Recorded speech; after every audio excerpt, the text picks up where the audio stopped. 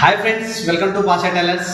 మన free Instagram shorts videos వచ్చేసి ఈరోజు ఫ్రంట్ పార్ట్లో కొంచెం పెండింగ్ ఉంది కదా, అది కొంచెం క్లియర్ చేసుకుని హ్యాండ్స్ కట్ చేసుకొని మొత్తం ఫస్ట్ నుంచి స్టెప్ బై స్టెప్ ఎక్స్ప్లెయిన్ చేసుకుందాం. ఓకేనా? ఇప్పుడు ఫ్రంట్ పార్ట్లో మనకి మెయిన్ ఏంటి అంటే డాట్స్ గురించి మనం తెలుసుకున్నాం. మళ్ళీ ఒకసారి ఎక్స్ప్లెయిన్ చేస్తాను చూడండి. ఇది వచ్చేసి మనం 3 భాగాలు చేసి మూడో భాగానికి కొంచెం చెస్ట్ దగ్గరకు ఉంటేనే కొంచెం ఇటు జరుపుకోవచ్చు, వెడల్పుగా ఉంటే ఇటు జరుపుకోవచ్చు. ఓకేనా? ఇది 3 భాగాలు చేసి మూడో భాగానికి కింది వైపుకి, ఇది షేప్ బెల్ట్ వైపుకి, ఇది నేను గుర్తు పెట్టేశాను. ఇది సగం చేయాలి, ఇది కూడా 3 భాగానికి కింది వైపుకి. ఓకేనా? ఇది ఇలా గుర్తుంచుకోండి.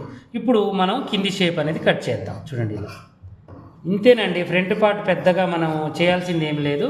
తర్వాతకి బ్యాక్ ఫ్రంట్ తీసామంటే తీసేసాము, బ్యాక్ ఫ్రంట్ తీసామో లేదో మళ్ళీ ఒకసారి మనం గుర్తుపట్టాలి అనుకుంటే ఇలా పెట్టుకొని చూసుకోవాలి, అంతే. మనం ఏంటి అంటే ప్రతిదీ కూడా చక్కగా చెక్ చేసుకుంటూ, బ్లౌజులలో ఏంటంటే చాలా చెకింగ్ అనేది అవసరం. తీసేసాము, తర్వాతకి ఇప్పుడు దీనికి కాటు పెట్టేసుకోవాలి, తర్వాతకి దీనికి కాటు పెట్టేసుకోవాలి, తర్వాతకి దీనికి కాటు పెట్టేసుకోవాలి. ఇప్పుడు దీన్ని పక్కన వేసుకుని హ్యాండ్స్ కటింగ్ చేసుకోవాలి. హ్యాండ్స్ ఎంత సింపుల్గా చూపిస్తానో చూడండి. దీన్ని డబల్ మడత పెట్టేద్దాం. తర్వాతకి దీన్ని చక్కగా ఇలా హెచ్చు తగ్గింపులు లేకుండా కట్ చేసుకుందాం. తర్వాతకి ఆది బ్లౌజ్ తీసుకుందాం. దీన్ని ఆది బ్లౌజ్ని రివర్స్ మీదైనా స్ట్రైట్ మీదైనా ఖర్చులు కలుపుకుంటూ చక్కగా లూజులు చూసుకుందాం. ఇప్పుడు మనం చేతి పని కాబట్టి పెట్టేది ఇది ఇక్కడికి, ఇది ఇక్కడికి, ఇది ఇక్కడికి. తర్వాత పొడవు చూసుకోవాలి, ఇది ఇక్కడికి, దీనికి ఖర్చు. తర్వాతకు వచ్చేసి మనం ఏం చేయాలి అంటే దీన్ని ఇలా పెట్టేసుకొని చూడండి, క్రాస్. ఇది ఆది బ్లౌజ్ ఉంది కాబట్టి ఇలా. ఒకవేళ కొలతలు కావాలి అనుకుంటే మన యూట్యూబ్ ఛానల్లో చక్కగా బాడీ మెజర్మెంట్తో కటింగ్ ఎలా అనేది కూడా నేను చక్కగా చూపించాను, చూడండి. ఓకేనా? ప్రతిదీ కూడా మన పాషా టైలర్ యూట్యూబ్ ఛానల్లో చక్కగా ఉంటుంది. ఇలా హ్యాండ్స్ని మనం చక్కగా గీసేసుకోవాలి.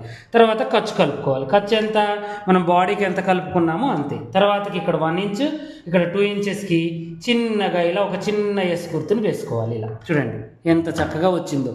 హ్యాండ్ని కటింగ్ చేసేసుకుందాం. చూసారు కదా, ఈరోజు మనకి హ్యాండ్ అనేది అయిపోయింది.